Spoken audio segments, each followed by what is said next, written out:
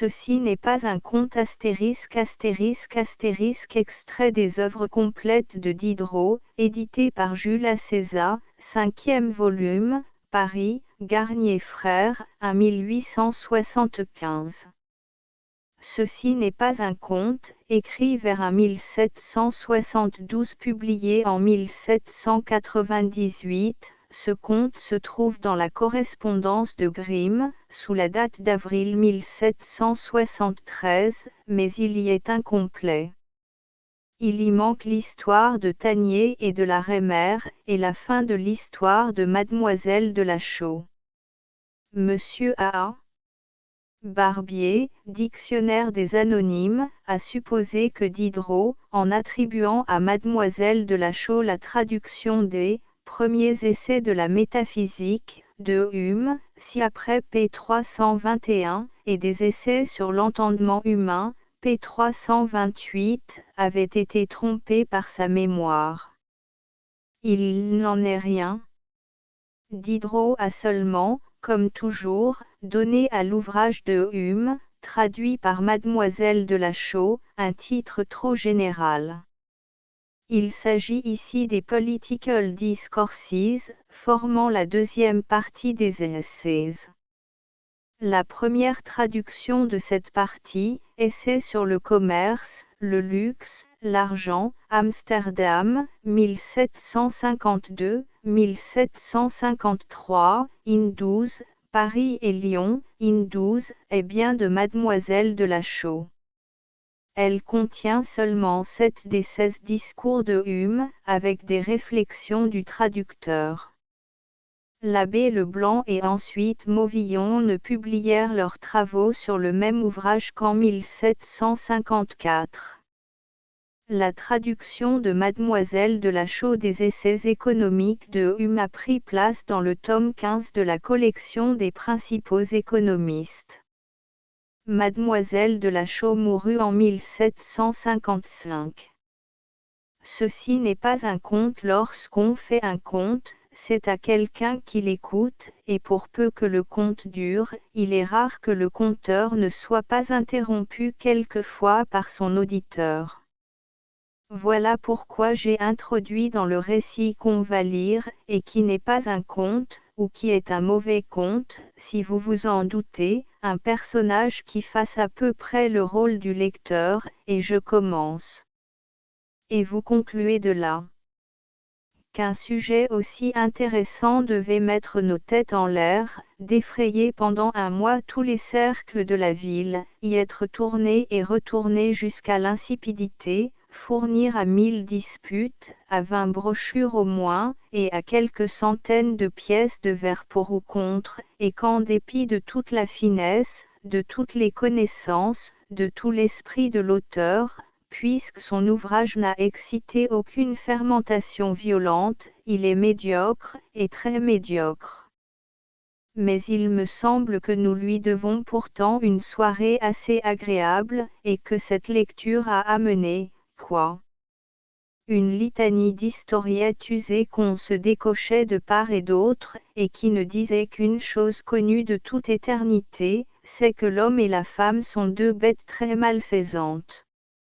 Cependant l'épidémie vous a gagné, et vous avez payé votre écho tout comme un autre. C'est que bon gré, malgré qu'on en ait, on se prête au ton donné, quand entrant dans une société, d'usage, on arrange à la porte d'un appartement jusqu'à sa physionomie sur celle qu'on voit, qu'on contrefait le plaisant, quand on est triste, le triste, quand on serait tenté d'être plaisant, qu'on ne veut être étranger à quoi que ce soit, que le littérateur politique, que le politique métaphysique, que le métaphysicien moralise, que le moraliste parle finance, le financier, belles lettres ou géométrie, que, plutôt que d'écouter ou se taire, chacun bavarde de ce qu'il ignore, et que tous s'ennuient par sotte vanité ou par politesse. Vous avez de l'humeur ? À mon ordinaire. Et je crois qu'il est à propos que je réserve mon historiette pour un moment plus favorable. C'est-à-dire que vous attendrez que je n'y sois pas, ce n'est pas cela. Ou que vous craignez que je n'ai moins d'indulgence pour vous, tête à tête, que je n'en aurai pour un indifférent en société. Ce n'est pas cela. Ayez donc pour agréable de me dire ce que c'est. C'est que mon historiette ne prouve pas plus que celles qui vous ont excédé.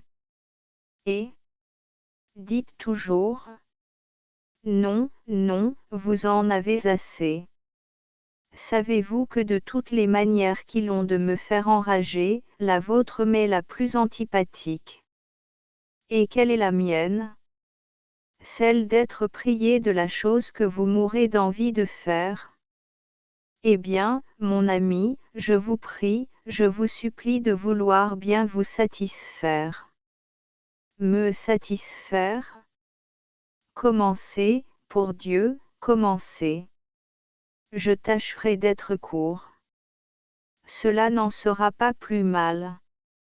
Ici, un peu par malice, je toussai, je crachai, je développais lentement mon mouchoir, je me mouchai, j'ouvris ma tabatière, je pris une prise de tabac, et j'entendais mon homme qui disait entre ses dents, si l'histoire est courte, les préliminaires sont longs. Il me prit envie d'appeler un domestique, sous prétexte de quelque commission, mais je n'en fis rien, et je dis, il faut avouer qu'il y a des hommes bien bons, et des femmes bien méchantes. C'est ce qu'on voit tous les jours, et quelquefois sans sortir de chez soi. Après, j'ai connu une Alsacienne belle, mais belle à faire accourir les vieillards, et à arrêter tout court les jeunes gens. Et moi aussi, je l'ai connue, elle s'appelait Madame Reimer. Il est vrai. Un nouveau débarqué de Nancy, appelé Tanier, en devint éperdument amoureux. Il était pauvre, c'était un de ces enfants perdus, que la dureté des parents, qui ont une famille nombreuse, chasse de la maison, et qui se jettent dans le monde sans savoir ce qu'ils deviendront, par un instinct qui leur dit qu'ils n'y auront pas un sort pire que celui qu'ils fuient. Tanier, amoureux de Madame Reimer, exalté par une passion qui soutenait son courage et ennoblissait à ses yeux toutes ses actions, se soumettait sans répugnance aux plus pénibles et aux plus vils, pour soulager la misère de son ami. Le jour, il allait travailler sur les ports, à la chute du jour, il mendiait dans les rues. Cela était fort beau, mais cela ne pouvait durer. Aussi Tanier, las de lutter contre le besoin, ou plutôt de retenir dans l'indigence une femme charmante, obsédée d'homme opulence qui la pressait de chasser ce gueux de Tanier, ce qu'elle aurait fait 15 jours, un mois plus tard. Et d'accepter leur richesse, résolue de la quitter, et d'aller tenter la fortune au loin. Il sollicite, il obtient son passage sur un vaisseau du roi. Le moment de son départ est venu. Il va prendre congé de Madame Reimer. Mon ami, lui dit-il, je ne saurais abuser plus longtemps de votre tendresse. J'ai pris mon parti, je m'en vais point, vous vous en allez, oui, et où allez-vous, aux îles? Vous êtes digne d'un autre sort, et je ne saurais l'éloigner plus longtemps, le bon Tanier. Et que voulez-vous que je devienne, la traîtresse? Vous êtes environné de gens qui cherchent à vous plaire. Je vous rends vos promesses, je vous rends vos serments.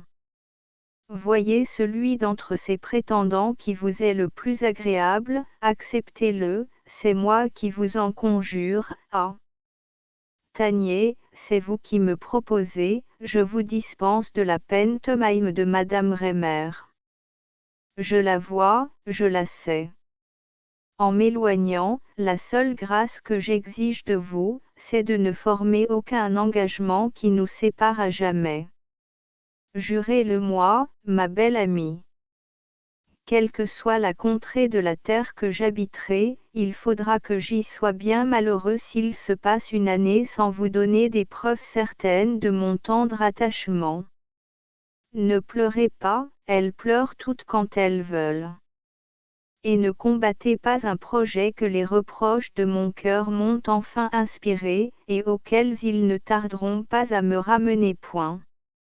Et voilà Tanier parti pour Saint-Domingue. Et parti tout à temps pour Madame Rémer et pour lui. Qu'en savez-vous? Je sais, tout aussi bien qu'on le peut savoir, que quand Tanier lui conseilla de faire un choix, il était fait. Bon. Continuez votre récit. Tanier avait de l'esprit et une grande aptitude aux affaires. Il ne tarda pas d'être connu. Il entra au conseil souverain du capitaine, il s'y distingua par ses lumières et par son équité. Il n'ambitionnait pas une grande fortune, il ne la désirait qu'honnête et rapide. Chaque année, il en envoyait une portion à Madame Rémer.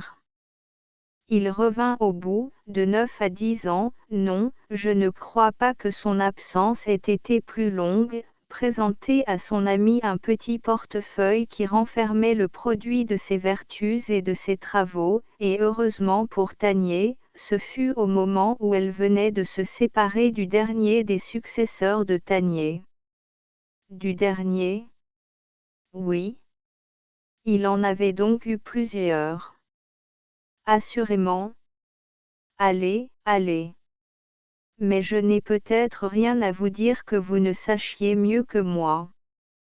Qu'importe, allez toujours. Madame Rémer et Tanier occupaient un assez beau logement rue Sainte-Marguerite, à ma porte.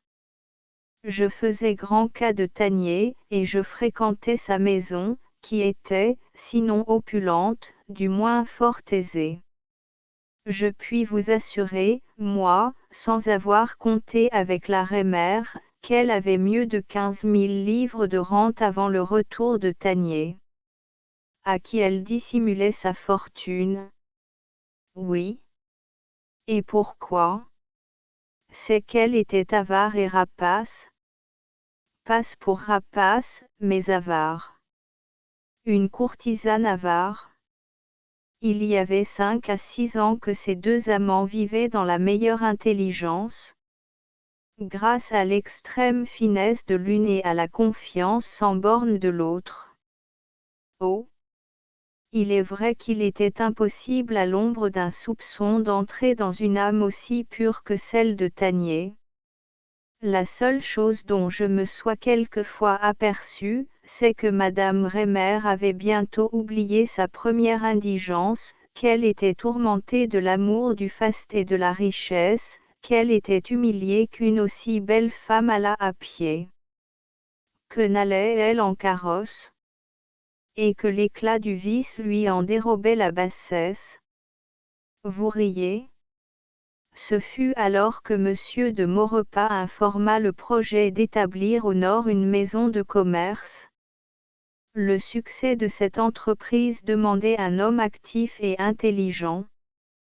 Il jeta les yeux sur Tanier, à qui il avait confié la conduite de plusieurs affaires importantes pendant son séjour au Cap, et qui s'en était toujours acquitté à la satisfaction du ministre. Tanier fut désolé de cette marque de distinction. Il était si content, si heureux à côté de sa belle amie. Il aimait, il était tout, il se croyait aimé. C'est bien dit. Qu'est-ce que l'or pouvait ajouter à son bonheur? Rien. Cependant le ministre insistait. Il fallait se déterminer, il fallait s'ouvrir à Madame Rémer. J'arrivai chez lui précisément sur la fin de cette scène fâcheuse. Le pauvre Tanier fondait en larmes. Qu'avez-vous donc, lui dis-je, mon ami? Il me dit en sanglotant, c'est cette femme. Madame Rémer travaillait tranquillement à un métier de tapisserie. Tanier se leva brusquement et sortit. Je restai seul avec son ami, qui ne me laissa pas ignorer ce qu'elle qualifiait de la déraison de Tanier. Elle m'exagéra la modicité de son état, elle mit à son plaidoyer tout l'art dont un esprit délié sait pallier les sophismes de l'ambition. De quoi s'agit-il? D'une absence de 2 ou 3 ans au plus point, c'est bien du temps pour un homme que vous aimez et qui vous aime autant que lui. Lui, il m'aime. S'il m'aimait, balancerait-il à me satisfaire, mais, madame, que ne le suivez-vous, moi? Je ne vais point là, et tout extravagant qu'il est, il ne s'est point avisé de me le proposer. Doutait-il de moi? Je n'en crois rien point. Après l'avoir attendu pendant 12 ans, il peut bien s'en reposer 2 ou 3 sur ma bonne foi. Monsieur, c'est que c'est une de ces occasions singulières qui ne se présentent qu'une fois dans la vie, et je ne veux pas qu'il ait un jour à se repentir et à me reprocher peut-être de l'avoir manqué. Tanier ne regrettera rien, tant qu'il aura le bonheur de vous plaire. Cela est fort honnête, mais soyez sûr qu'il sera très content d'être riche quand je serai vieille. Le travers des femmes est de ne jamais penser à l'avenir, ce n'est pas le mien. Le ministre était à Paris. De la rue Sainte-Marguerite à son hôtel, il n'y avait qu'un pas. Tanier y était allé, et s'était engagé. Il rentra l'œil sec, mais l'âme serrée. Madame, lui dit-il, j'ai vu monsieur de Maurepas, il a ma parole. Je m'en irai, et vous serez satisfaite. Mon ami. Madame Reimer écarte son métier, s'élance vers Tanier, jette ses bras autour de son cou, l'accable de caresses et de propos doux. Ah! C'est pour cette fois que je vois que je vous suis cher. Tanier lui répondait froidement, vous voulez être riche. Elle l'était, la coquine, 10 fois plus qu'elle ne méritait. Et vous le serez. Puisque c'est l'or que vous aimez, il faut aller vous chercher de l'or. C'était le mardi, et le ministre avait fixé son départ au vendredi, sans délai. J'allais lui faire mes adieux au moment où il luttait avec lui-même, où il tâchait de s'arracher des bras de la belle, indigne et cruelle Reimer. C'était un désordre d'idées, un désespoir, une agonie, dont je n'ai jamais vu un second exemple. Ce n'était pas de la plainte, c'était un long cri. Madame Reimer était encore au lit. Il tenait une de ses mains. Il ne cessait de dire et de répéter, cruelle femme. Femme cruelle? Que te faut-il de plus que l'aisance dont tu jouis, et un ami, un amant tel que moi? J'ai été lui chercher la fortune dans les contrées brûlantes de l'Amérique, elle veut que j'aille la lui chercher encore au milieu des glaces du Nord. Mon ami, je sens que cette femme est folle, je sens que je suis un insensé, mais il m'est moins affreux de mourir que de la contrister. Tu veux que je te quitte, je vais te quitter. Il était à genoux au bord de son lit, la bouche collée sur sa main et le visage caché dans les couvertures, qui, en étouffant son murmure, ne le rendaient que plus triste et plus effrayant. La porte de la chambre s'ouvrit, il releva brusquement la tête, il vit le postillon qui venait lui annoncer que les chevaux étaient à la chaise. Il fit un cri, et recacha son visage sur les couvertures. Après un moment de silence, il se leva, il dit à son ami, « Embrassez-moi, madame, embrasse-moi encore une fois, car tu ne me verras plus. » Son pressentiment n'était que trop vrai. Il partit. Il arriva à Pétersbourg, et, 3 jours après, il fut attaqué d'une fièvre dont il mourut le 4e. Je savais tout cela. Vous avez peut-être été un des successeurs de Tanier. Vous l'avez dit, et c'est avec cette belle abominable que j'ai dérangé mes affaires. Ce pauvre Tanier. Il y a des gens dans le monde qui vous diront que c'est un sot.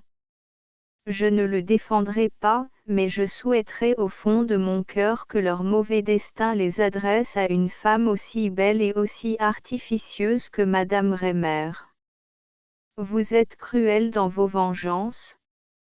Et puis, s'il y a des femmes méchantes et des hommes très bons, il y a aussi des femmes très bonnes et des hommes très méchants, et ce que je vais ajouter n'est pas plus un conte d'eux que ce qui précède.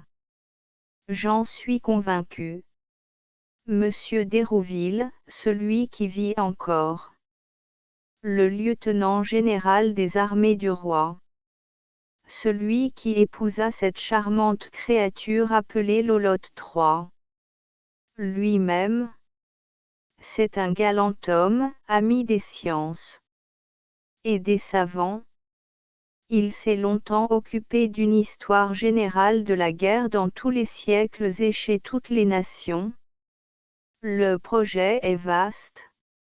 Pour le remplir, il avait appelé autour de lui quelques jeunes gens d'un mérite distingué, tels que M. de Montuclas V, l'auteur de l'histoire des mathématiques. Diable! En avait-il beaucoup de cette force-là? Mais celui qui se nommait Gardeil, le héros de l'aventure que je vais vous raconter, ne lui cédait guère dans sa partie. Une fureur commune pour l'étude de la langue grecque commença, entre Gardeil et moi, une liaison que le temps, la réciprocité des conseils, le goût de la retraite, et surtout la facilité de se voir, conduisirent à une assez grande intimité. Vous demeuriez alors à l'Estrapade. Lui, rue Saint-Hyacinthe, et son amie, Mademoiselle de la Chaux, place Saint-Michel. Je la nomme de son propre nom, parce que la pauvre malheureuse n'est plus, parce que sa vie ne peut que l'honorer dans tous les esprits bienfaits et lui mériter l'admiration, les regrets et les larmes de ceux que la nature aura favorisés ou punis d'une petite portion de la sensibilité de son âme. Mais votre voix s'entrecoupe, et je crois que vous pleurez. Il me semble encore que je vois ses grands yeux noirs, brillants et doux, et que le son de sa voix touchante retentisse dans mon oreille et trouble mon cœur. Créature charmante. Créature unique. Tu n'es plus. Il y a près de 20 ans que tu n'es plus, et mon cœur se serre encore à ton souvenir. Vous l'avez aimé? Non. Au Lachaud? Au Gardeil? Vous fûtes l'un et l'autre deux prodiges, vous, de la tendresse de la femme, vous, de l'ingratitude de l'homme. Mademoiselle de la Chaux était d'une famille honnête. Elle quitta ses parents pour se jeter entre les bras de Gardeil. Gardeil n'avait rien, Mademoiselle de la Chaux jouissait de quelques biens, et ce bien fut entièrement sacrifié aux besoins et aux fantaisies de Gardeil. Elle ne regretta ni sa fortune dissipée, ni son honneur flétri. Son amant lui tenait lieu de tout. Ce Gardeil était donc bien séduisant, bien aimable. Point du tout.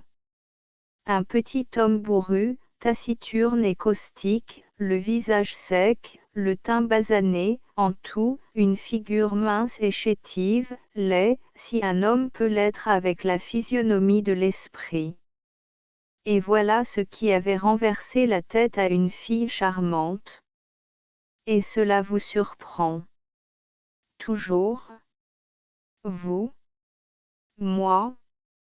Mais vous ne vous rappelez donc plus votre aventure avec la Deschamps et le profond désespoir où vous tombâtes lorsque cette créature vous ferma sa porte. Laissons cela, continuez. Je vous disais, elle est donc bien belle. Et vous me répondiez tristement, non point elle a donc bien de l'esprit, c'est une sotte. Ce sont donc ses talents qui vous entraînent, elle n'en a qu'un point et ce rare, ce sublime, ce merveilleux talent, c'est de me rendre plus heureux entre ses bras que je ne le fus jamais entre les bras d'aucune autre femme. Mais mademoiselle de la Chaux, l'honnête, la sensible mademoiselle de la Chaux se promettait secrètement, d'instinct, à son insu, le bonheur que vous connaissiez, et qui vous faisait dire de la Deschamps, si cette malheureuse, si cette infâme s'obstine à me chasser de chez elle, je prends un pistolet, et je me brise la cervelle dans son antichambre. L'avez-vous dit, ou non? Je l'ai dit, et même à présent, je ne sais pourquoi je ne l'ai pas fait. Convenez donc. Je conviens de tout ce qu'il vous plaira. Mon ami, le plus sage d'entre nous est bien heureux de n'avoir pas rencontré la femme belle ou laide, spirituelle ou sotte, qui l'aurait rendu fou à enfermer aux petites maisons. Plaignons beaucoup les hommes, blâmons-les sobrement, regardons nos années passées comme autant de moments dérobés à la méchanceté qui nous suit, et ne pensons jamais qu'en tremblant à la violence de certains attraits de nature, surtout pour les âmes chaudes et les imaginations ardentes. L'étincelle qui tombe fortuitement sur un baril de poudre ne produit pas un effet plus terrible. Le doigt prêt à secouer sur vous ou sur moi cette fatale étincelle est peut-être levée. Monsieur d'Hérouville, jaloux d'accélérer son ouvrage, excédait de fatigue ses coopérateurs. La santé de Gardeil en fut altérée. Pour alléger sa tâche, mademoiselle de la Chaux apprit l'hébreu, et tandis que son amie reposait, elle passait une partie de la nuit à interpréter et transcrire des lambeaux d'auteurs hébreux. Le temps de dépouiller les auteurs grecs arriva, mademoiselle de la Chaux se hâta de se perfectionner dans cette langue dont elle avait déjà quelque teinture, et tandis que Gardeil dormait, elle était occupée à traduire et à copier des passages de Xénophon et de Thucydide. À la connaissance du grec et de l'hébreu, elle joignit celle de l'italien et de l'anglais. Elle posséda l'anglais au point de rendre en français les premiers essais de la métaphysique de Hume, ouvrage où la difficulté de la matière ajoutait infiniment à celle de l'idiome. Lorsque l'étude avait épuisé ses forces, elle s'amusait à graver de la musique. Lorsqu'elle craignait que l'ennui ne s'emparât de son amant, elle chantait. Je n'exagère rien, Jean atteste Monsieur Le Camus, docteur en médecine, qui l'a consolé dans ses peines et secouru dans son indigence, qui lui a rendu les services les plus continus, qui l'a suivi dans un grenier où sa pauvreté l'avait relégué, et qui lui a fermé les yeux quand elle est morte. Mais j'oublie un de ses premiers malheurs, c'est la persécution qu'elle eut à souffrir d'une famille indignée d'un attachement public et scandaleux. On employa et la vérité et le mensonge, pour disposer de sa liberté d'une manière infamante. Ses parents et les prêtres la poursuivirent de quartier en quartier, de maison en maison, et la réduisirent plusieurs années à vivre seule et cachée. Elle passait les journées à travailler pour Gardeil. Nous lui apparaissions la nuit, et à la présence de son amant, tout son chagrin, toute son inquiétude étaient évanouis. Quoi? Jeune, pusillanime, sensible au milieu de tant de traverses, elle était heureuse. Heureuse? Oui, elle ne cessa de l'être que quand Gardeil fut ingrat. Mais il est impossible que l'ingratitude ait été la récompense de tant de qualités rares, tant de marques de tendresse, tant de sacrifices de toute espèce. Vous vous trompez, Gardeil fut ingrat. Un jour, mademoiselle de la Chaux se trouva seule dans ce monde, sans honneur, sans fortune, sans appui. Je vous en impose, je lui restai pendant quelque temps.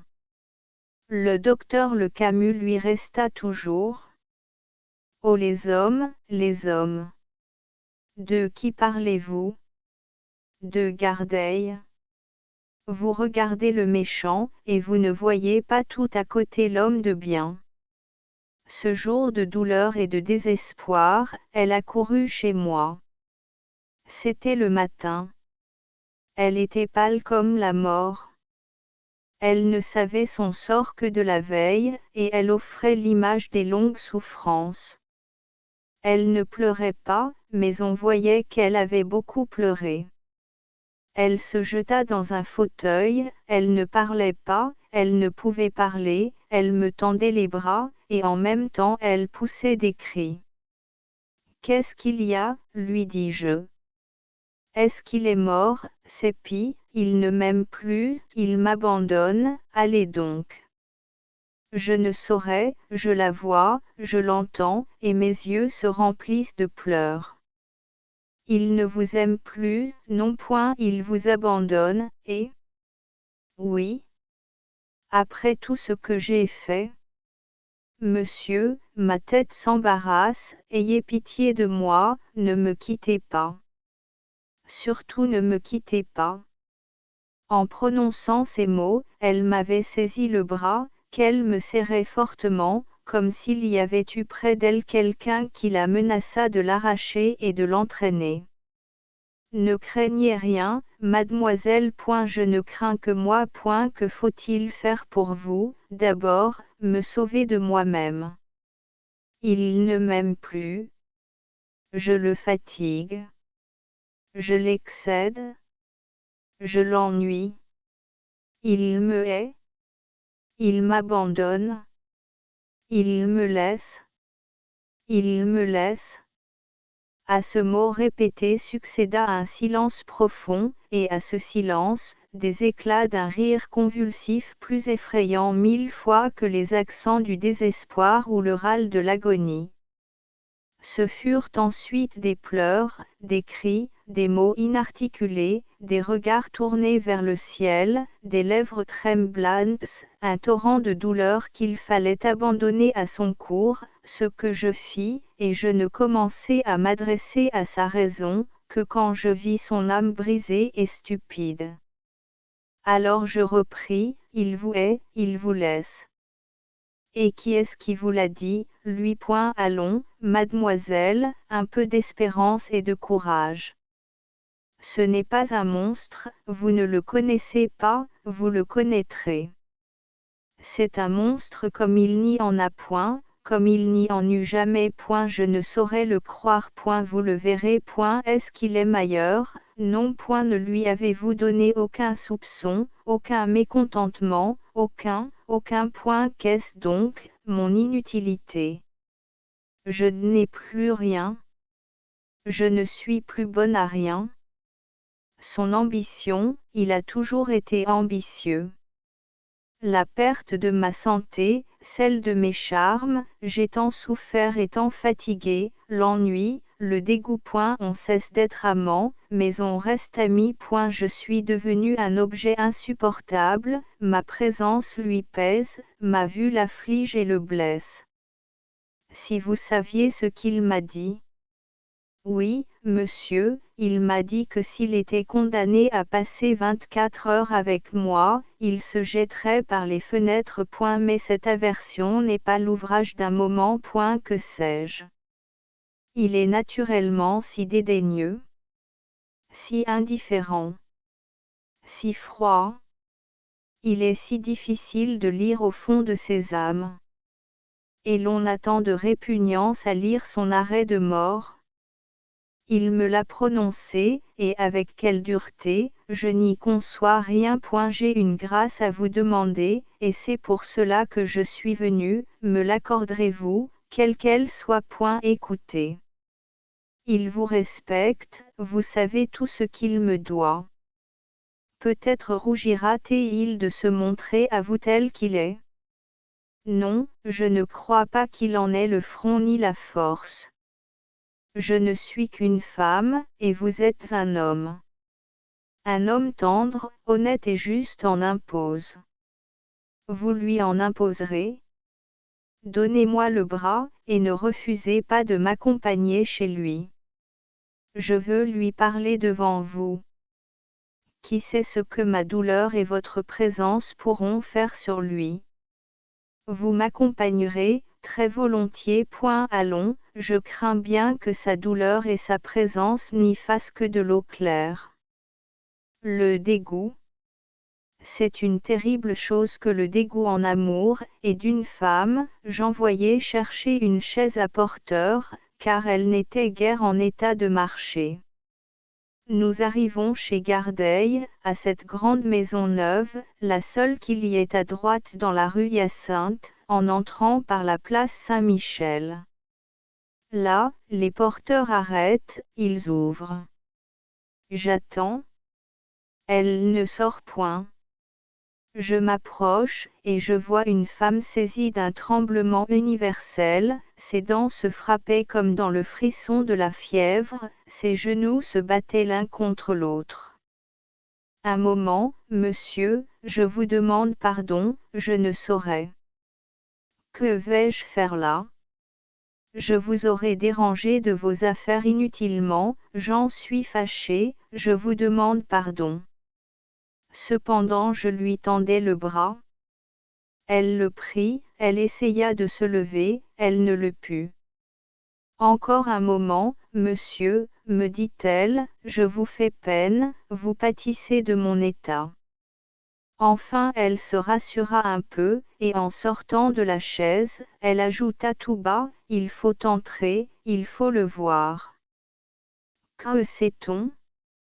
J'y mourrai peut-être. Voilà la cour traversée, nous voilà à la porte de l'appartement, nous voilà dans le cabinet de Gardeil. Il était à son bureau, en robe de chambre, en bonnet de nuit. Il me fit un salut de la main, et continua le travail qu'il avait commencé.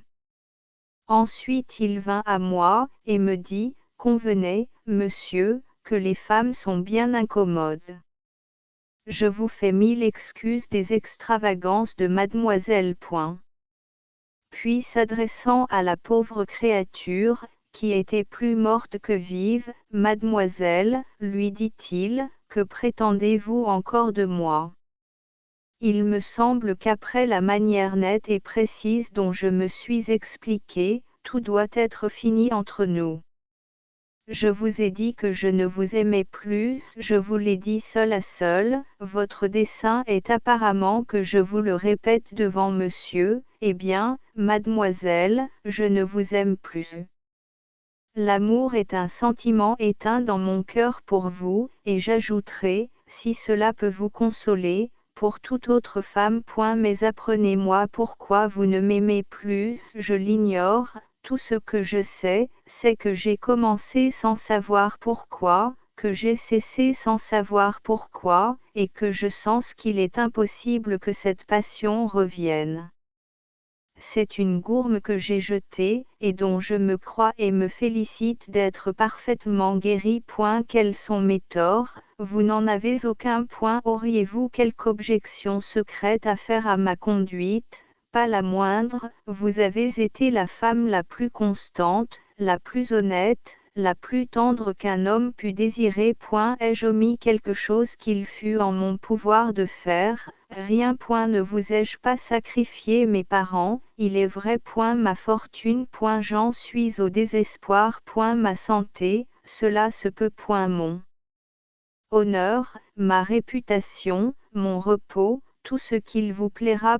Et je te suis odieuse, cela est dur à dire, dur à entendre, mais puisque cela est, il faut en convenir. Je lui suis odieuse. Je le sens, et ne m'en estime pas davantage. Odieuse. Ah! Dieu! À ces mots une pâleur mortelle se répandit sur son visage, ses lèvres se décolorèrent, les gouttes d'une sueur froide, qui se formaient sur ses joues, se mêlaient aux larmes qui descendaient de ses yeux, ils étaient fermés, sa tête se renversa sur le dos de son fauteuil, ses dents se serrèrent, tous ses membres tressaillaient. À ce tressaillement succéda une défaillance qui me parut l'accomplissement de l'espérance qu'elle avait conçue à la porte de cette maison. la durée de cet état acheva de m'effrayer. Je lui ôtai son mantelet, je desserrai les cordons de sa robe, je relâchai ceux de ses jupons, et je lui jetai quelques gouttes d'eau fraîche sur le visage. Ses yeux se rouvrirent à demi, il se fit entendre un murmure sourd dans sa gorge, elle voulait prononcer « Je lui suis odieuse » et elle n'articulait que les dernières syllabes du mot, puis elle poussait un cri aigu. Ses paupières s'abaissaient, et l'évanouissement reprenait. Gardeil, froidement assis dans son fauteuil, son coude appuyé sur la table et sa tête appuyée sur sa main, la regardait sans émotion, et me laissait le soin de la secourir. Je lui dis à plusieurs reprises, « Mais, monsieur, elle se meurt, il faudrait appeler point. » Il me répondit en souriant et haussant les épaules, « Les femmes ont la vie dure, elles ne meurent pas pour si peu, ce n'est rien, cela se passera. Vous ne les connaissez pas, elles font de leur corps tout ce qu'elles veulent, elles se meurent, vous dis-je point. » En effet, son corps était comme sans force et sans vie, il s'échappait de dessus son fauteuil, et elle serait tombée à terre de droite ou de gauche, si je ne l'avais retenue. Cependant Gardeil s'était levé brusquement, et en se promenant dans son appartement, il disait d'un ton d'impatience et d'humeur, « Je me serais bien passé de cette maussade scène, mais j'espère bien que ce sera la dernière. À qui diable en veut cette créature? Je l'ai aimée, je me battrais la tête contre le mur qu'il n'en serait ni plus ni moins. Je ne l'aime plus, elle le sait à présent, ou elle ne le saura jamais. Tout est dit, non, monsieur, tout n'est pas dit. Quoi? Vous croyez qu'un homme de bien n'a qu'à dépouiller une femme de tout ce qu'elle a, et la laisser point? Que voulez-vous que je fasse? Je suis aussi gueux qu'elle point. Ce que je veux que vous fassiez, que vous associiez votre misère à celle où vous l'avez réduite point. Cela vous plaît à dire. Elle n'en serait pas mieux, et j'en serais beaucoup plus mal point. En useriez-vous ainsi avec un ami qui vous aurait tout sacrifié? Un ami.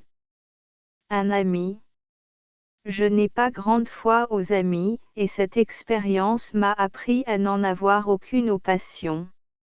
Je suis fâché de ne l'avoir pas su plus tôt point, et il est juste que cette malheureuse soit la victime de l'erreur de votre cœur point, et qui vous a dit qu'un mois, un jour plus tard, je ne l'aurais pas été, moi, tout aussi cruellement, de l'erreur du sien, qui me l'a dit.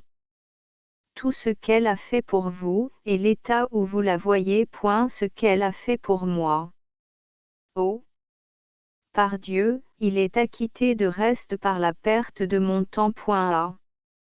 Monsieur Gardeil, quelle comparaison de votre temps et de toutes les choses sans prix que vous lui avez enlevées, je n'ai rien fait, je ne suis rien, j'ai 30 ans, il est temps ou jamais de penser à soi, et d'apprécier toutes ces fadaises-là ce qu'elles valent. Cependant la pauvre demoiselle était un peu revenue à elle-même. À ces derniers mots, elle reprit avec assez de vivacité, « Qu'a-t-il dit de la perte de son temps? J'ai appris 4 langues, pour le soulager dans ses travaux, j'ai lu 1000 volumes, j'ai écrit, traduit, copié les jours et les nuits, j'ai épuisé mes forces, usé mes yeux, brûlé mon sang, j'ai contracté une maladie fâcheuse, dont je ne guérirai peut-être jamais. La cause de son dégoût, il n'ose l'avouer, mais vous allez la connaître point. » À l'instant elle arrache son fichu, elle sort un de ses bras de sa robe, elle met son épaule à nu, et, me montrant une tache érysipélateuse, la raison de son changement, la voilà, me dit-elle, la voilà, voilà l'effet des nuits que j'ai veillées. Il arrivait le matin avec ses rouleaux de parchemin. Monsieur d'Hérouville, me disait-il, est très pressé de savoir ce qu'il y a là-dedans, il faudrait que cette besogne fût faite demain, et elle l'était. Dans ce moment, nous entendîmes le pas de quelqu'un qui s'avançait vers la porte, c'était un domestique qui annonçait l'arrivée de monsieur d'Hérouville. Gardeil en pâlit. J'invitai mademoiselle de la Chaux à se rajuster et à se retirer. Non, dit-elle, non, je reste. Je veux démasquer l'indigne. J'attendrai monsieur d'Hérouville, je lui parlerai point. Et à quoi cela servira-t-il? À rien, me répondit-elle, vous avez raison, point demain vous en seriez désolé. Laissez-lui tous ses torts, c'est une vengeance digne de vous, point mais est-elle digne de lui? Est-ce que vous ne voyez pas que cet homme-là n'est? Partons, monsieur, partons vite, car je ne puis répondre ni de ce que je ferai, ni de ce que je dirai. Mademoiselle de la Chaux répara en un clin d'œil le désordre que cette scène avait mis dans ses vêtements, s'élança comme un trait hors du cabinet de Gardeil. Je la suivis, et j'entendis la porte qui se fermait sur nous avec violence. Depuis, j'ai appris qu'on avait donné son signalement au portier. Je la conduisis chez elle, où je trouvai le docteur Le Camus, qui nous attendait. La passion qu'il avait prise pour cette jeune fille différait peu de celle qu'elle ressentait pour Gardeil. Je lui fis le récit de notre visite, et tout à travers les signes de sa colère, de sa douleur, de son indignation, il n'était pas trop difficile de démêler sur son visage que votre peu de succès ne lui déplaisait pas trop. Il est vrai. Voilà l'homme. Il n'est pas meilleur que cela. Cette rupture fut suivie d'une maladie violente, pendant laquelle le bon, l'honnête, le tendre et délicat docteur lui rendait des soins qu'il n'aurait pas eus pour la plus grande dame de France. Il venait 3, 4 fois par jour. Tant qu'il y eut du péril, il coucha dans sa chambre, sur un lit de sangle. C'est un bonheur qu'une maladie dans les grands chagrins. En nous rapprochant de nous, elle écarte le souvenir des autres. Et puis c'est un prétexte pour s'affliger sans indiscrétion et sans contrainte. Cette réflexion, juste d'ailleurs, n'était pas applicable à mademoiselle de la Chaux. Pendant sa convalescence, nous arrangeâmes l'emploi de son temps. Elle avait de l'esprit, de l'imagination, du goût, des connaissances, plus qu'il n'en fallait pour être admise à l'Académie des inscriptions. Elle nous avait tant et tant entendu métaphysiquer, que les matières les plus abstraites lui étaient devenues familières, et sa première tentative littéraire fut la traduction des essais sur l'entendement humain, de Hume. Je la revis, et, en vérité, elle m'avait laissé bien peu de choses à rectifier. Cette traduction fut imprimée en Hollande et bien accueillie du public. Ma lettre sur les sourds et muets parut presque en même temps. Quelques objections très fines qu'elle me proposa donnèrent lieu à une addition qui lui fut dédiée 6. Cette addition n'est pas ce que j'ai fait de plus mal. La gaieté de mademoiselle de la Chaux était un peu revenue. Le docteur nous donnait quelquefois à manger, et ses dîners n'étaient pas trop tristes. Depuis l'éloignement de Gardeil, la passion de Le Camus avait fait de merveilleux progrès. Un jour, à table, au dessert, qu'il s'en expliquait avec toute l'honnêteté, toute la sensibilité, toute la naïveté d'un enfant, toute la finesse d'un homme d'esprit, elle lui dit, avec une franchise qui me plut infiniment, mais qui déplaira peut-être à d'autres, « Docteur, il est impossible que l'estime que j'ai pour vous s'accroisse jamais. Je suis comblée de vos services, et je serais aussi noire que le monstre de la rue Hyacinthe, si je n'étais pénétrée de la plus vive reconnaissance. Votre tour d'esprit me plaît, on ne saurait davantage. Vous me parlez de votre passion avec tant de délicatesse et de grâce, que je serais, je crois, fâché que vous ne m'en parlassiez plus. La seule idée de perdre votre société ou d'être privé de votre amitié suffirait pour me rendre malheureuse. Vous êtes un homme de bien, s'il en fut jamais. Vous êtes d'une bonté et d'une douceur de caractère incomparables. Je ne crois pas qu'un cœur puisse tomber en de meilleures mains. Je prêche le mien du matin au soir en votre faveur, mais à beau prêcher qui n'a envie de bien faire. Je n'en avance pas davantage. Cependant vous souffrez, et j'en ressens une peine cruelle. Je ne connais personne qui soit plus digne que vous du bonheur que vous sollicitez, et je ne sais ce que je n'oserais pas pour vous rendre heureux. Tout le possible, sans exception. Tenez, docteur, j'irai, oui, j'irai jusqu'à coucher, jusque-là inclusivement. Voulez-vous coucher avec moi? Vous n'avez qu'à dire. Voilà tout ce que je puis faire pour votre service, mais vous voulez être aimé, et c'est ce que je ne saurais point. Le docteur l'écoutait, lui prenait la main, la baisait, la mouillait de ses larmes, et moi, je ne savais si je devais rire ou pleurer. Mademoiselle de la Chaux connaissait bien le docteur, et le lendemain que je lui disais, mais, mademoiselle, si le docteur vous eût prise au mot, elle me répondit, j'aurais tenu ma parole, mais cela ne pouvait arriver, mes offres n'étaient pas de nature à pouvoir être acceptées par un homme tel que lui, pourquoi non? Il me semble qu'à la place du docteur, j'aurais espéré que le reste viendrait après. Oui, mais à la place du docteur, mademoiselle de la Chaux ne vous aurait pas fait la même proposition. La traduction de Hume ne lui avait pas rendu grand argent. Les Hollandais impriment tant qu'on veut, pourvu qu'ils ne paient rien. Heureusement pour nous, car, avec les entraves qu'on donne à l'esprit, s'ils s'avisent une fois de payer les auteurs, ils attireront chez eux tout le commerce de la librairie. Nous lui conseillâmes de faire un ouvrage d'agrément, auquel il y aurait moins d'honneur et plus de profit.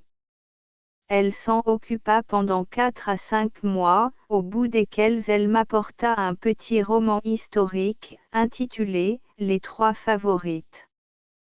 Il y avait de la légèreté de style, de la finesse et de l'intérêt, mais, sans qu'elle s'en fût doutée, car elle était incapable d'aucune malice, il était parsemé d'une multitude de traits applicables à la maîtresse du souverain, la marquise de Pompadour, et je ne lui dissimulai pas que, quelque sacrifice qu'elle fît, soit en adoucissant, soit en supprimant ces endroits, il était presque impossible que son ouvrage parût sans la compromettre, et que le chagrin de gâter ce qui était bien là garantirait pas d'un autre.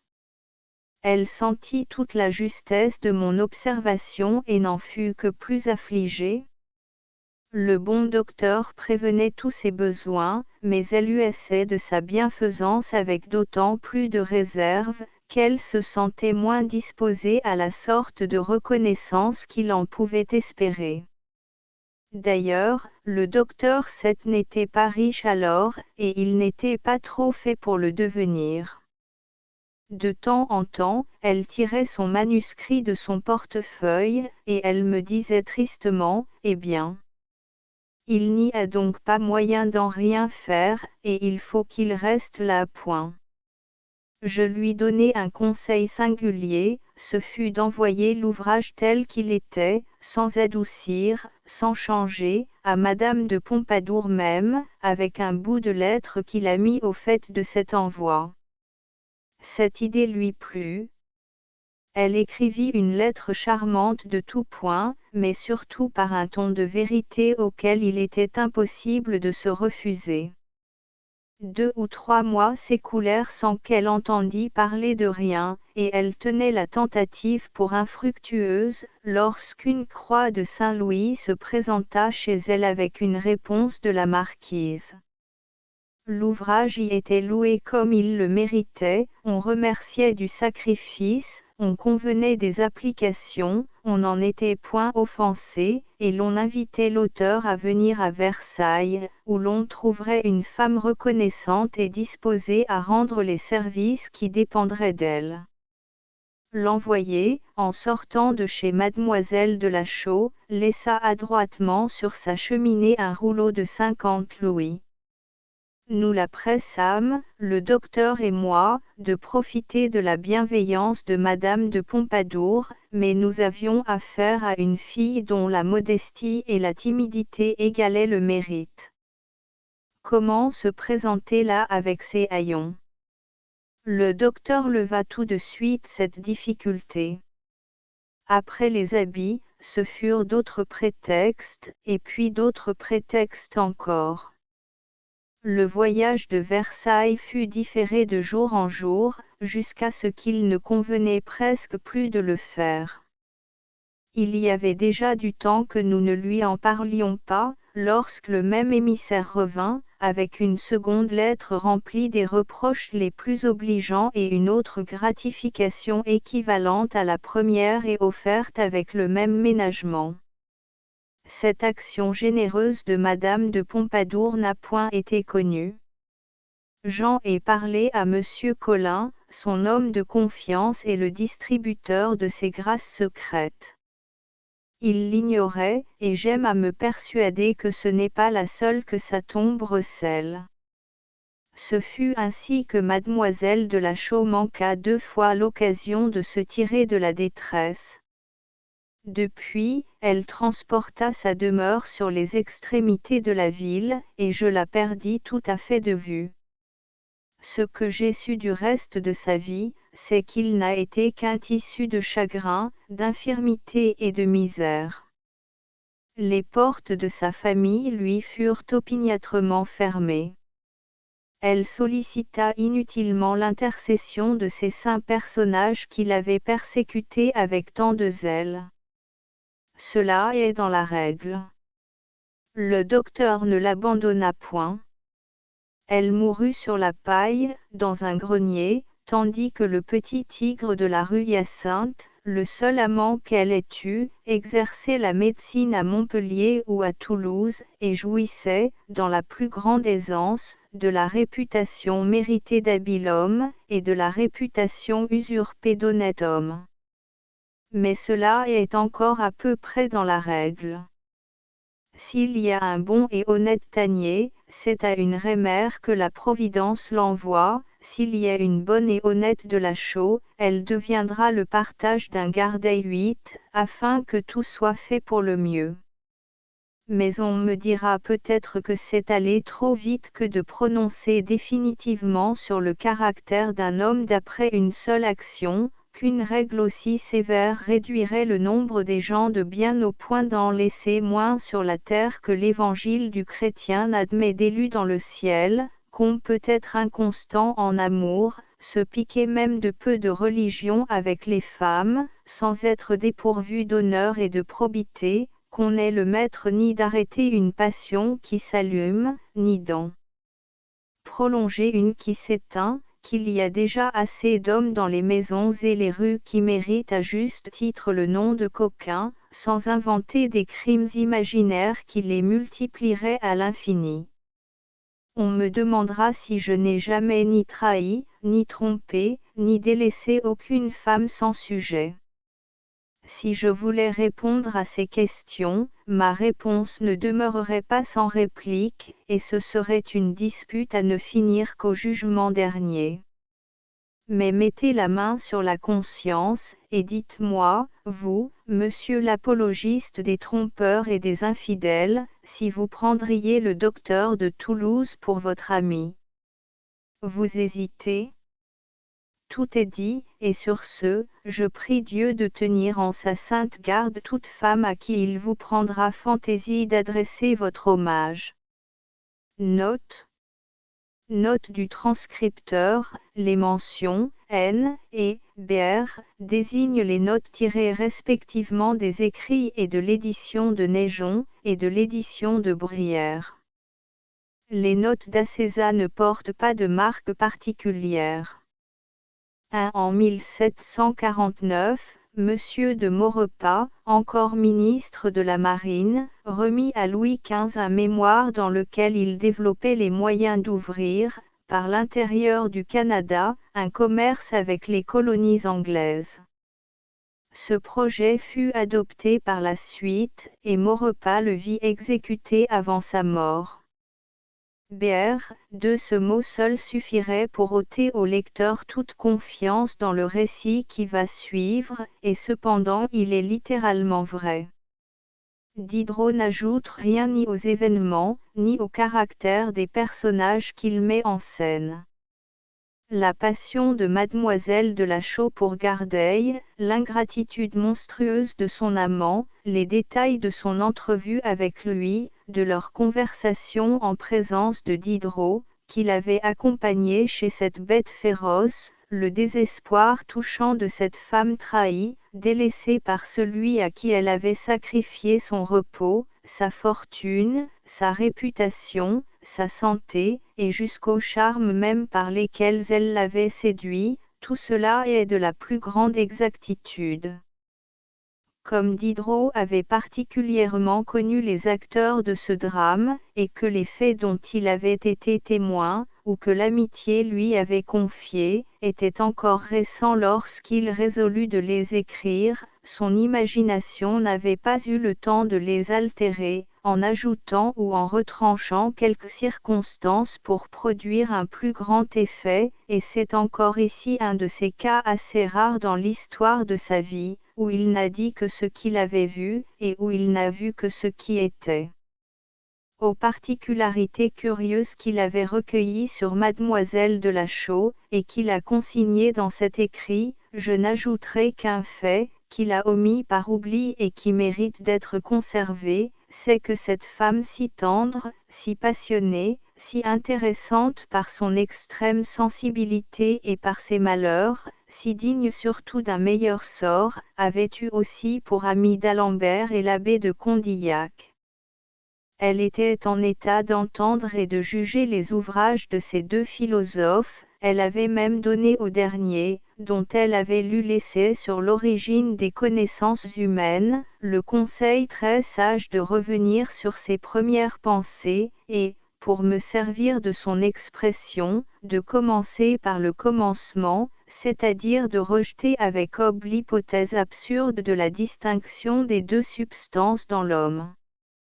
J'ose dire que cette vue très philosophique, cette seule idée de Mademoiselle de la Chaux suppose plus d'étendue, de justesse et de profondeur dans l'esprit, que toute la métaphysique de Condillac, dans laquelle il y a en effet un vice radical et destructeur qui influe sur tout le système, et qui en rend les résultats plus ou moins vagues et incertains.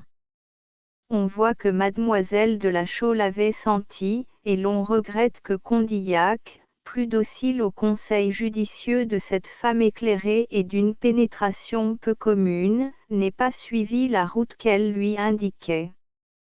Il n'aurait pas semé de tant d'erreurs celle qu'il s'est tracée, et sur laquelle on ne peut que s'égarer avec lui, comme cela arrive tous les jours à ceux qui le prennent pour guide. Voyez, sur ce philosophe, les réflexions préliminaires qui servent d'introduction à son article, dans l'Encyclopédie méthodique, Dictionnaire de la philosophie ancienne et moderne, T2, et ce que Jean ai dit encore dans mes mémoires historiques et philosophiques sur la vie et les ouvrages de Diderot. N. 3 Antoine de Ricoire, comte d'Hérouville, né à Paris en 1713, est auteur du traité des légions, qui porte le nom du maréchal de Saxe IV. Paris, 1757. Il a fourni des mémoires curieux aux rédacteurs de l'encyclopédie. On voulut le porter au ministère sous Louis XV, mais un mariage inégal l'en fit exclure. Il mourut en 1782. Br. 4 dans les 3 premières éditions seulement. L'ouvrage avait été imprimé d'abord sur une copie communiquée au maréchal, et trouvée dans ses papiers. 5 Montucla n'avait que 30 ans lorsqu'il publia son Histoire des mathématiques. Paris, 1758. Elle a été revue et achevée par Lalande. Paris, 1799 à 1802. Br. 6 voire T 1er, p. 399. 7 Le Camus, Antoine, qui a laissé après lui d'autres souvenirs de bienfaisance, était né à Paris en 1722. On lui doit un grand nombre d'ouvrages de médecine et de littérature. Nous citerons seulement La médecine de l'esprit, Paris, 1753. Projet d'anéantir la petite vérole, 1767. Médecine pratique rendue plus simple, plus sûre et plus méthodique, 1769. Plusieurs mémoires sur différents sujets de médecine. Abbé Descoeurs, ou l'art de conserver la beauté, 1754 à 1756. L'amour et l'amitié, comédie, 1763. Les amours pastorales de Daphnis et Chloé, traduites du grec de Longus, par Émiliate, avec une double traduction, Paris, 1757. Cette nouvelle traduction de Le Camus mérite encore d'être lue après celle que vient de publier Monsieur Courrier à Sainte-Pélagie, où il était détenu pour un écrit sur l'acquisition du domaine de Chambord. Paris, 1821. Br. 8 Gardeil est mort le 19 avril 1808, à l'âge de 82 ans. On a de lui une traduction des œuvres médicales d'Hippocrate, sur le texte grec, d'après l'édition de Foès, Toulouse, 1801. Br. C'est à Montpellier qu'il exerçait. Astérisque end of the project Gutenberg e-book. Ceci n'est pas un compte astérisque updated editions will replace the previous one. The all editions will be renamed. Creating the works from print editions not protected by US copyright law means that no one owns a United States copyright in these works, so the Foundation, and you, can copy and distribute it in the United States without permission and without paying copyright royalty. Special rule, set forth in the general terms of use part of this license, apply to copying and distributing Project Gutenberg symbol marque commerciale electronic works to protect the Project Gutenberg symbol marque commerciale concept and trademark. Project Gutenberg is a registered trademark, and may not be used if you charge for an e-book, except by following the terms of the trademark license, including paying royalty for use of the Project Gutenberg trademark. If you do not charge anything for copy of this e-book, complying with the trademark license is very easy. You may use this e-book for nearly any purpose such as creation of derivative works, report, performance and research. Project Gutenberg e-books may be modified and printed and given away. You may do practically anything in the United States with e-books not protected by US copyright law. Redistribution is subject to the trademark license, especially commercial redistribution. Start, full license. The full Project Gutenberg license. Please read this before you distribute or use this work to protect the Project Gutenberg symbol marque commerciale. Mission of promoting the free distribution of electronic works, by using or distributing this work, or any other work associated in any way with the phrase Project Gutenberg, you agree to comply with all the terms of the full Project Gutenberg symbol marque commerciale licence available with this file or online at www.gutenberg.org/licence. Section 1. General Terms of Use and Redistributing Project Gutenberg symbol marque commerciale électronique works 1.a by reading or using any part of this Project Gutenberg symbol marque commerciale électronique work, you indicate that you have read, understand, agree to and accept all the terms of this license and intellectual property, trademark / copyright, agreement. If you do not agree to abide by all the terms of this agreement, you must cease using and return or destroy all copy of Project Gutenberg symbol marque commerciale électronique works in your possession. If you paid a fee for obtaining a copy of or access to a Project Gutenberg symbol marque commerciale électronique work and you do not agree to be bound by the terms of this agreement, you may obtain a refund from the person or entity to whom you paid the fee as set forth in paragraph 1.e.8. 1.b Project Gutenberg is a registered trademark. It may only be used on or associated in any way with an electronic work by people who agree to be bound by the terms of this agreement. There are a few things that you can do with most Project Gutenberg symbol marque commerciale électronique works even without complying with the full terms of this agreement. See paragraph 1.c below.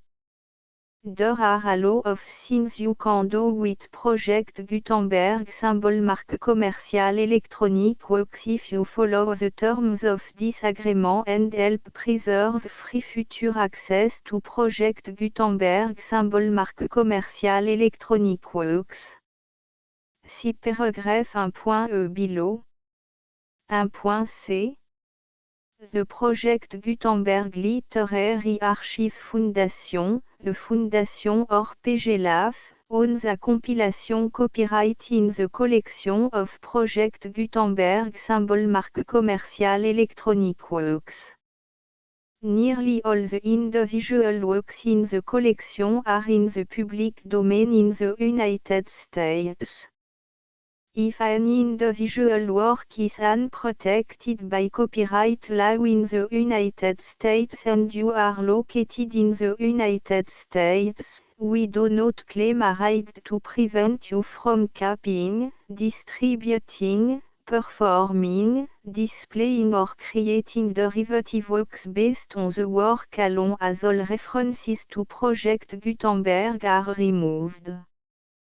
Of course, we hope that you will support the Project Gutenberg symbol marque commerciale mission of promoting free access to electronic works by freely sharing Project Gutenberg symbol marque commerciale works in compliance with the terms of this agreement for keeping the Project Gutenberg symbol marque commerciale name associated with the work. You can easily comply with the terms of this agreement by keeping this work in the same format with its attached full Project Gutenberg symbol marque commerciale license when you share it without charge with others. 1.d. The copyright laws of the place where you are located also govern what you can do with this work. Copyright laws in most countries are in a constant state of change. If you are outside the United States, check the laws of your country in addition to the terms of this agreement before downloading, copying, displaying, performing, distributing or creating derivative works based on this work or any other Project Gutenberg symbol marque commercial work. The Foundation makes no representations concerning the copyright status of any work in any country other than the United States.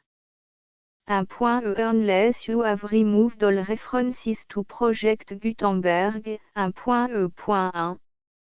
The following sentence, with active links to, or other immediate access to, the full Project Gutenberg symbol marque commercial license must appear prominently whenever any copy of a Project Gutenberg symbol marque commercial work, any work on which the phrase Project Gutenberg appears, or with which the phrase Project Gutenberg is associated, is accessed, displayed, performed, viewed, copied or distributed. This ebook is for the use of anyone anywhere in the United States and most other parts of the world at no cost and with almost no restriction whatsoever. You may copy it, give it away or reuse it under the terms of the Project Gutenberg license included with this ebook or online at www.gutenberg.org. If you are not located in the United States, you will have to check the laws of the country where you are located before using this ebook. 1.E.2 If an individual Project Gutenberg symbol marque commercial electronic work is derived from texts not protected by US copyright law, does not contain a notice indicating that it is posted with permission of the copyright holder, the work can be copied and distributed to anyone in the United States without paying any fees or charge.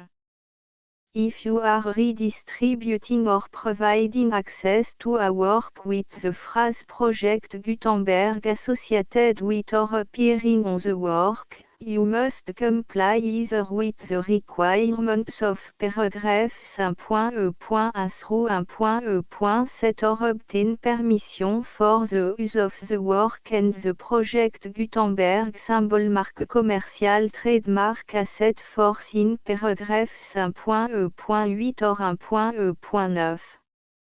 1.E.3 If an individual Project Gutenberg symbol marque commercial electronic work is posted with the permission of the copyright holder, your use and distribution must comply with both paragraphs 1.E.1 through 1.E.7 and any additional terms imposed by the copyright holder. Additional terms will be linked to the Project Gutenberg symbol marque commercial license for all works posted with the permission of the copyright holder found at the beginning of this work. 1.E.4 Do not unlink or detach or remove the full Project Gutenberg symbol marque commercial license terms from this work, or any file containing a part of this work or any other work associated with Project Gutenberg symbol marque commercial. 1.E.5 Do not copy, display, perform, distribute or redistribute this electronic work, or any part of this electronic work, without permanently displaying the sentence set forth in paragraph 1.E.1 with active links or immediate access to the full terms of the Project Gutenberg symbol marque commercial license. 1.E.6 You may convert to and distribute this work in any binary, compressed, marked up, non-proprietary or proprietary form, including any word processing or hypertext form. However, if you provide access to or distribute copy of a project Gutenberg symbol marque commercial work in a format other than plain vanilla ASCII or other format used in the official version posted on the official project Gutenberg symbol marque commercial website, www.gutenberg.org, you must, at no additional cost, fee or expense to the user, provide a copy, a means of exporting a copy, or a means of obtaining a copy upon request, of the work in its original plain vanilla ASCII or other form. Any alternate format must include the full project Gutenberg symbol marque commerciale licence as specified in paragraph 1.e.1. 1.e.7. Do not charge a fee for access to, viewing, displaying, performing, copying or distributing any project Gutenberg symbol marque commerciale works unless you comply with paragraph 1.e.8 or 1.e.9. 1.e.8. You may charge a reasonable fee for copy of or providing access to or distributing project Gutenberg symbol marque commerciale electronic works provided that you pay a royalty fee of 20% of the gross profit you derive from the use of project Gutenberg symbol marque commerciale works calculated using the method you already use to calculate your applicable tax. The fee is owed to the owner of the project Gutenberg symbol marque commerciale trademark, BU et HAS agreed to donate royalty under this paragraph to the project Gutenberg Literary Archive Foundation.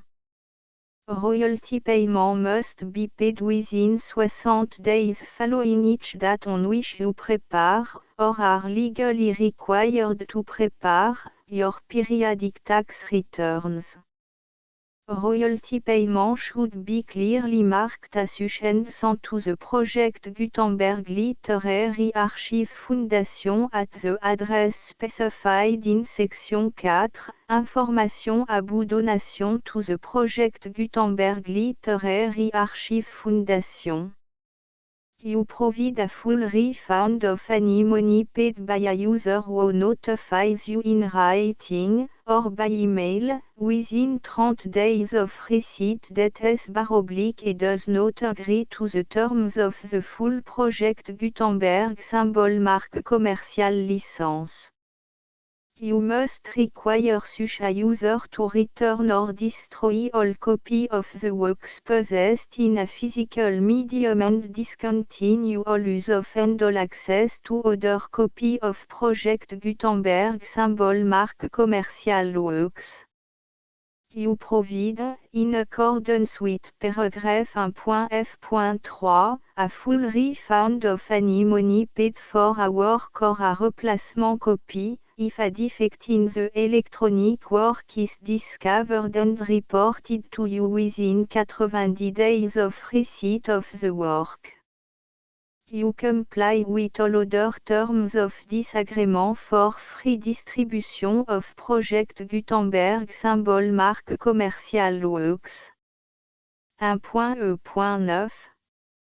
If you wish to charge a fee or distribute a project Gutenberg symbol marque commercial electronic work or group of works on different terms than are set forth in this agreement, you must obtain permission in writing from the project Gutenberg Literary Archive Foundation, the manager of the project Gutenberg symbol marque commercial trademark. Contact the Foundation as set forth in section 3 below.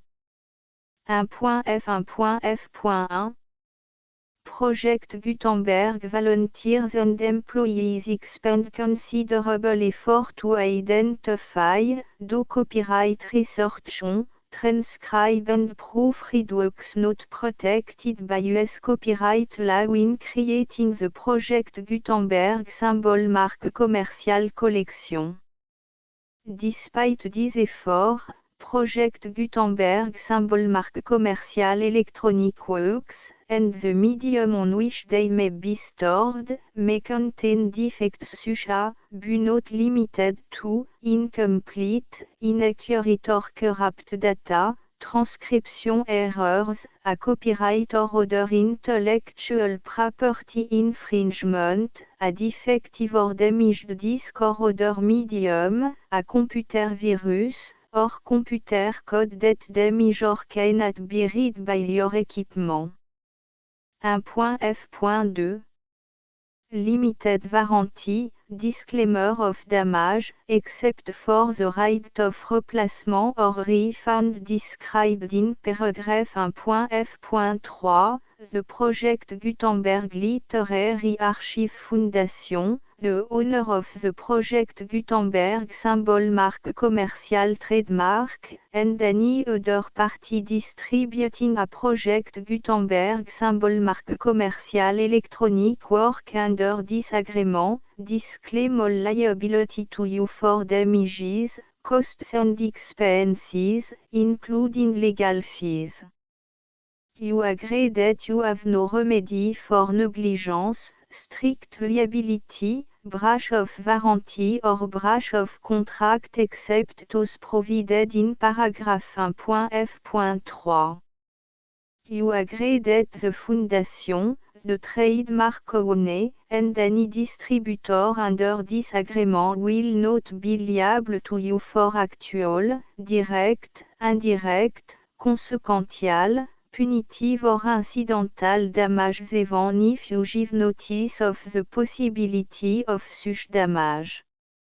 1.f.3 Limited right of replacement or refund, if you discover a defect in this electronic work within 90 days of receiving it, you can receive a refund of the money, if any, you paid for it by sending a written explanation to the person you received the work from.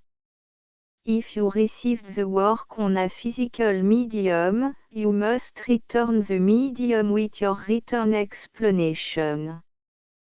The person or entity that provided you with the defective work may elect to provide a replacement copy in lieu of a refund.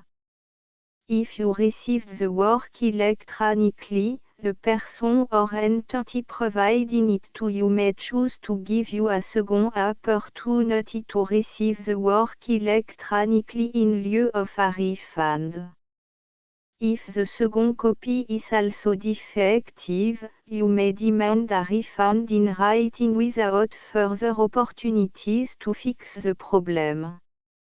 1.f.4 Except for the limited right of replacement or refund set forth in paragraph 1.f.3, this work is provided to you as, with no other warranties of any kind, express or implied, including but not limited to warranties of merchantability or fitness for any purpose.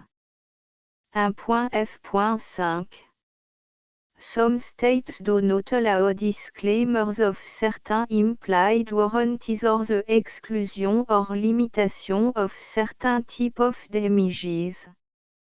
If any disclaimer or limitation set forth in this agreement violates the law of the state applicable to this agreement, the agreement shall be interpreted to make the maximum disclaimer or limitation permitted by the applicable state law. The invalidity or unenforceability of any provision of this agreement shall not void the remaining provision. 1.f.6 Indemnity, you agree to indemnify and hold the Foundation, the trademark owner, any agent or employee of the Foundation, anyone providing copy of Project Gutenberg symbol mark commercial electronic works in accordance with this agreement, and any volunteers associated with the production, Promotion and distribution of Project Gutenberg symbol marque commerciale Electronic Works, harmless from all liability, costs and expenses, including legal fees, that arise directly or indirectly from any of the following which you do or cause to occur. A. Distribution of this or any project Gutenberg symbol marque commerciale work. B. Alteration, modification, or addition or deletions to any project Gutenberg symbol marque commerciale work. And C. Any defective cause. Section 2. Information about the mission of Project Gutenberg symbol marque commerciale Project Gutenberg symbol marque commerciale is synonymous with the free distribution of electronic works in format readable by the widest variety of computers including obsolete, old, middle-aged and new computers. It exists because of the effort of hundreds of volunteers and donations from people in all walks of life. Volunteers and financial support to provide volunteers with the assistance they need are critical to reaching Project Gutenberg symbol marque commerciale's goals and ensuring that the Project Gutenberg symbol marque commerciale collection will remain freely available for generations to come. In 2001, the Project Gutenberg Literary Archive Foundation was created to provide a secure and permanent future for Project Gutenberg symbol marque commerciale and future generations. To learn more about the Project Gutenberg Literary Archive Foundation and how your efforts and donations can help, see section 3 and 4 and the Foundation information page at www.gutenberg.org. Section 3. Information about the Project Gutenberg Literary Archive Foundation. The Project Gutenberg Literary Archive Foundation is a non-profit 501, c3, educational corporation organized under the laws of the state of Mississippi and granted tax-exempt status by the Internal Revenue Service. The Foundation SEIN or Federal Tax Identification Number is 64 à 6 221 541. Contribution to the Project Gutenberg Literary Archive Foundation are tax deductible to the full extent permitted by U.S. federal laws and your state's laws. The Foundation's business office is located at 809 North 1500 West, Salt Lake City, U84 116, 801, 596 à 1887. Email contact links and up-to-date contact information can be found at the Foundation's website and official page at www.gutenberg.org/contact. Section 4.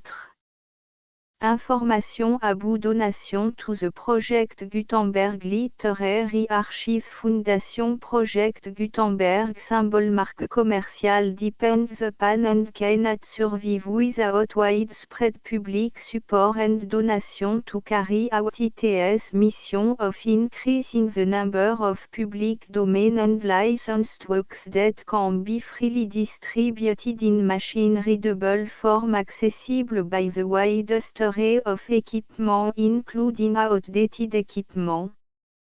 Many small donations, $1 to $5,000, are particularly important to maintaining tax-exempt status with the IRS.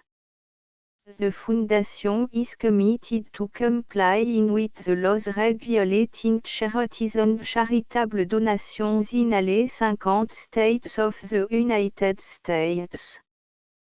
Compliance requirements are not uniform and it takes a considerable effort, much paperwork and money fees to meet and keep up with these requirements. We do not solicit donations in location where we have not received written confirmation of compliance. To send donation or determine the status of compliance for any particular state, visit www.gutenberg.org/donate. While we cannot and do not solicit contribution from states where we have not met the solicitation requirements, we know of no prohibition against accepting unsolicited donation from donors in such states who approach us with offers to donate.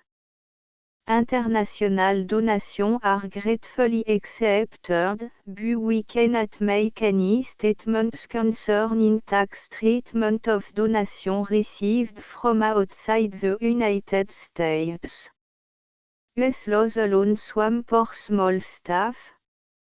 Please check the Project Gutenberg web page for current donation methods and addresses. Donations are accepted in a number of other ways, including checks, online payments and credit card donation. To donate, please visit www.gutenberg.org/donate. Section 5. Générale information about Project Gutenberg symbol marque commerciale électronique works. Professor Michael S. R. was the originator of the Project Gutenberg symbol marque commerciale concept of a library of electronic works that could be freely shared with anyone. For 40 years, a produced and distributed Project Gutenberg symbol marque commerciale ebooks with only a loose network of volunteer support. Project Gutenberg symbol marque commerciale ebooks are often created from several printed editions, all of which are confirmed and not protected by copyright in the US unless a copyright notice is included. Thus, we do not necessarily keep ebooks in compliance with any particular paper edition. Most people start at our website which has the main page search facility, www.gutenberg.org. This website includes information about Project Gutenberg symbol marque commerciale, including how to make donation to the Project Gutenberg Literary Archive Foundation, how to help produce our new ebooks, and how to subscribe to our email newsletter to hear about new ebooks.